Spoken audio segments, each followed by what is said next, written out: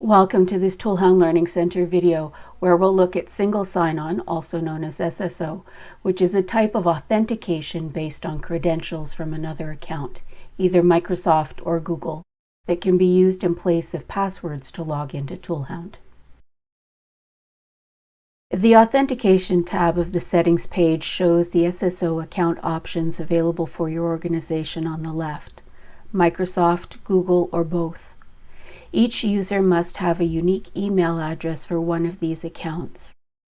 Cloud subscribers have both Microsoft and Google accounts available, but on-premise subscribers need to coordinate with your IT personnel, as SSO accounts for each account type must be set up and the ToolHound server must be configured for these settings. See the help documentation for more information.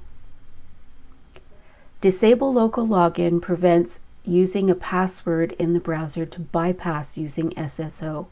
If this is a shared computer or if the administrator needs to log in as a different user for troubleshooting, this isn't recommended as it's cumbersome to log out and in of different accounts as different users. The login page will reflect the SSO options selected in the settings. If Remember Me was previously selected, it takes a single click to log in using SSO, provided the user is already logged into the account corresponding to the user's email address.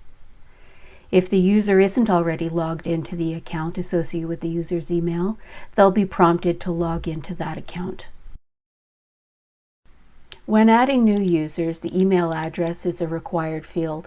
However, if you have any users in the system that have been there for a while, you might have to add the email address for the appropriate SSO account. Let's review what we've learned so far.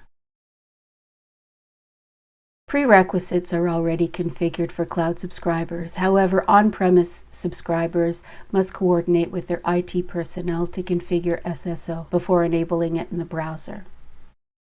Disable local login prevents the use of passwords. So if you're working in an environment where you have multiple users logging in on the same machine, this won't be a good option for you.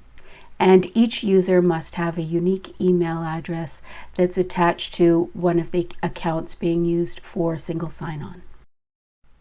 Thanks for watching this video from the ToolHound Learning Center. For any questions, contact our support team. And remember, subscribe and hit the notification bell.